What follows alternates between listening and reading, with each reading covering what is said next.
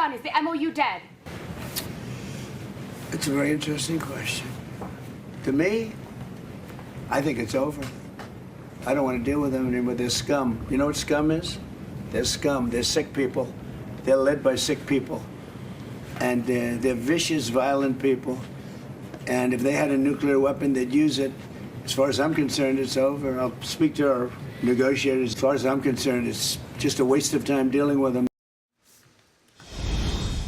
Oil jumping, stocks falling, and a market that's been pricing in peace, once again, worried. Welcome to the Big Money Show. I'm Dagan McDowell, along with my co-host Taylor Riggs, Brian Bremberg, Jackie DeAngelis with us this hour, Michael Lee, strategy founder, Michael Lee. I wanted to say Mike, but Michael. Okay. The president at the NATO summit in Turkey declaring the Memorandum of Understanding, OVER, done, a waste of time, rattling markets, sending oil prices higher, and raising new questions about spending on war and inflation. Lauren Simonetti has been covering all the updates on oil, the Strait of Hormuz. She has a report. Yeah. Lauren. Well, you see, guys, that oil prices are jumping. We're near 76 a barrel. Brent is at 80. After President Trump said the ceasefire is over, but U.S. strikes are not. After the U.S. last night, over a span of 4 hours, hit 80 targets and more than 60 small boats, you know, the ones the Revolutionary Guard has been using to attack ships trying to transit the strait. The president says more attacks could happen tonight. And a U.S. official telling Fox News the military stands ready to restart the blockade of ships to and from Iranian ports if ordered to do so. The U.S. strikes last night were in retaliation for Iran attacking these 3 commercial tankers. They were carrying Qatari gas and Saudi crude and Emirati crude.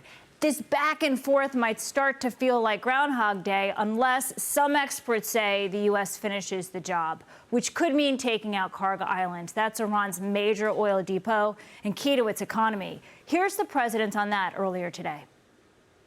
We attacked Cargo Island last night. We knocked out a piece. I said, don't touch the oil, because maybe we'll take over Cargo Island. You know, we may take over Cargo Island. There's not a thing they can do about it. But I said, don't hit the pipes, just hit everything else. Yeah. Let's take a live look now at shipping through the Strait of Hormuz. Kepler is identifying 7 vessels crossing so far today, 41 yesterday. In the past 2 days, 3 have used the U.S. preferred Omani route to the south. That's the green line there, guys. Iran wants ships to go north. It wants control of the waterway. It wants to toll it. One ship owner with a vessel stuck in the Persian Gulf, who has also had vessels attacked, tells me this. What was presented as a peace deal has increasingly become a pieces and pieces deal, and he is not sure he would re-enter the Persian Gulf anytime soon, guys. Lauren, thank you so much for that report.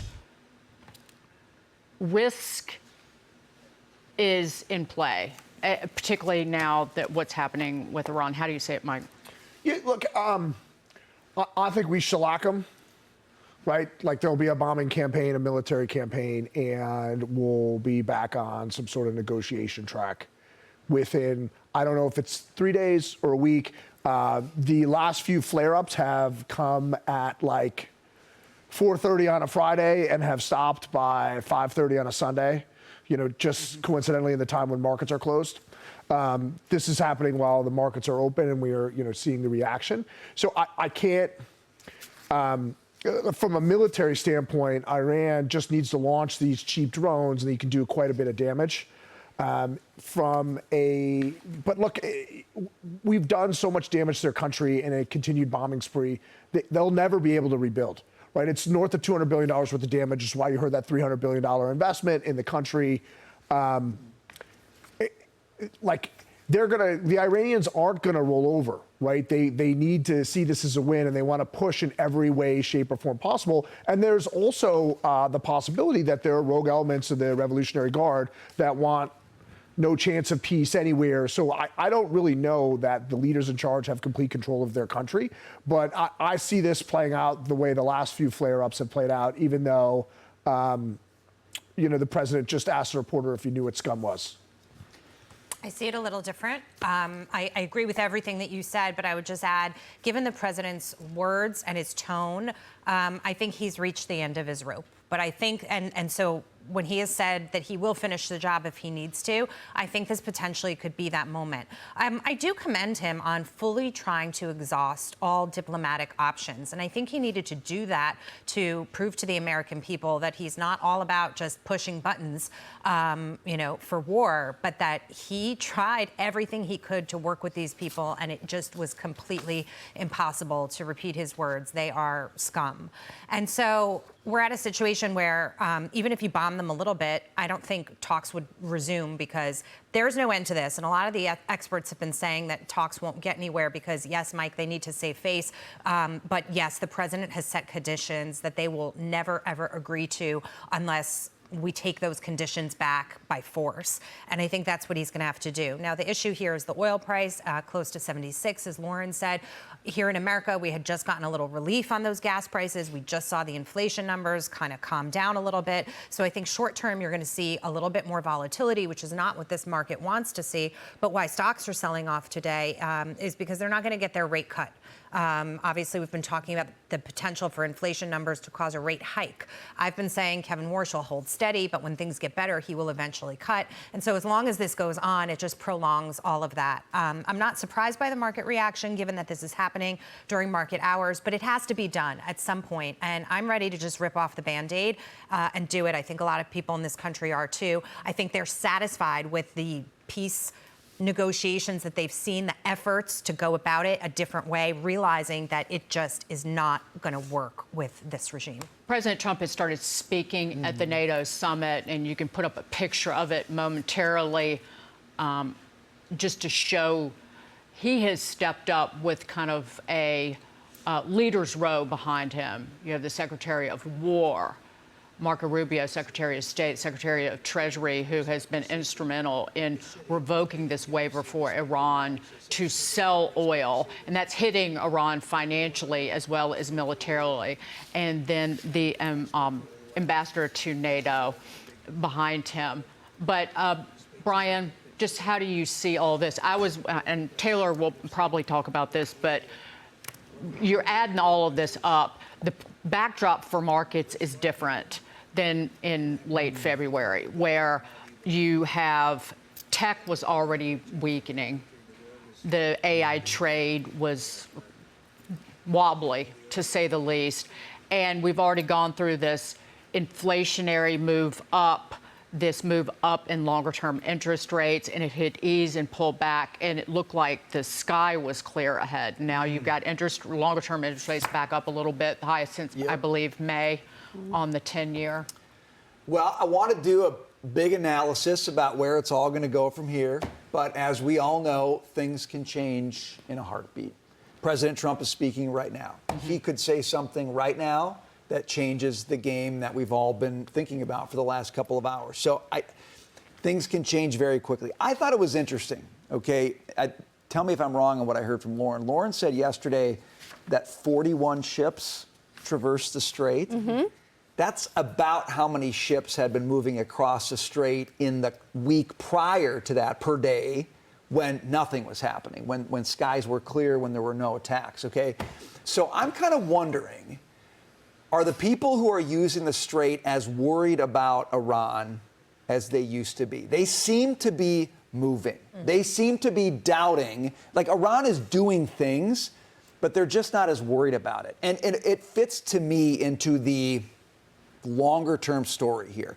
I think the big picture story, you said this yesterday, I think, Dagan, I've said it before.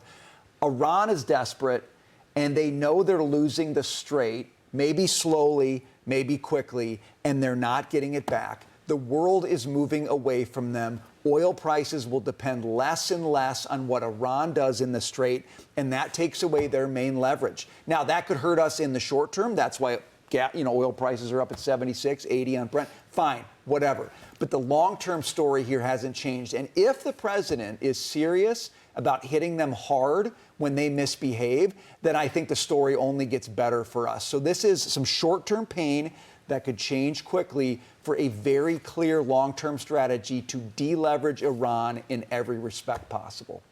President Trump just said we have the strongest military by far.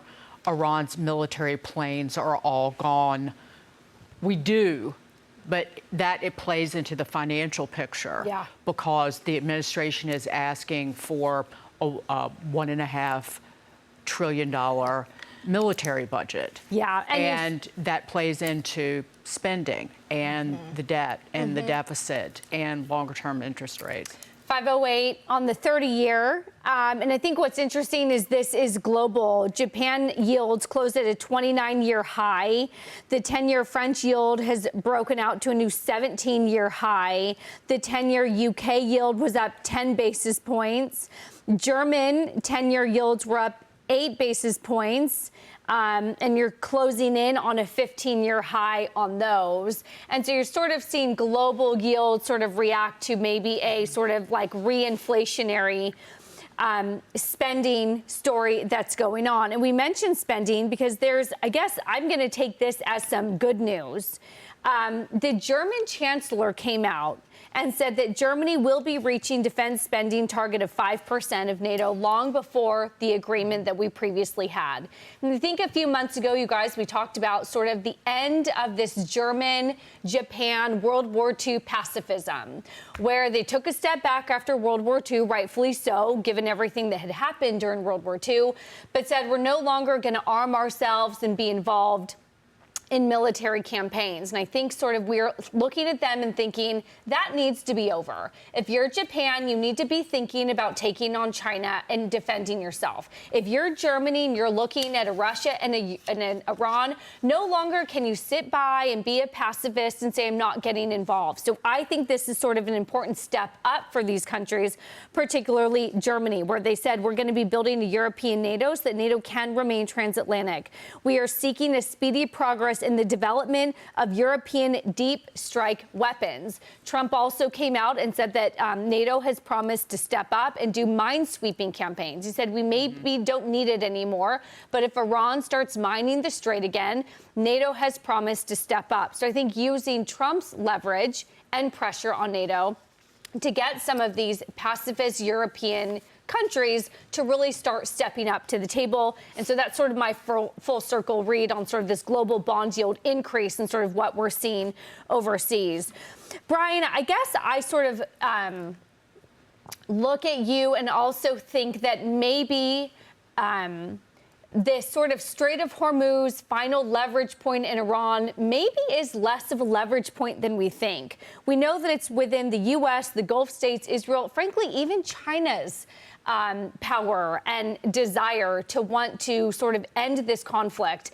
We know that China gets its oil from Iran. So do they want sort of this sort of destabilized Iran and this actor that could, acts out? Or do they want sort of a tamed Iran where they can continue to get oil from it? And so I think sort of getting Iran to the table would help China. Obviously, it helps the U.S. It shows the Gulf states that we have their backs when we show up, when Iran starts bombing the Gulf states, and we're there. China, because it has stopped importing so much oil, is now a wild card that we... They're like a swing consumer. Right, that we can't predict. And so if it starts drawing on global inventories all of a sudden, that becomes a problem. I was just trying to figure out how much have we and the world been able to rebuild inventory since oil started flowing more freely out of the Strait of Hormuz, even though it's coming out in other ways, the pipelines, which we were talking about. And the latest Energy Information Administration, the U.S. report on inventories here, weekly crude stocks built 2.998 million barrels. So that was a surprise increase, a dramatically higher build than expected. But if you look at, because Brian makes fun of me, but Cushing, Oklahoma, the NYMEX delivery hub. Check it every day. Yeah, you do. The Cushing and Cushing. You were joking with me in the elevator. Cushing and Cushing. So the Cushing, there was a draw in Cushing of like 52,000 barrels.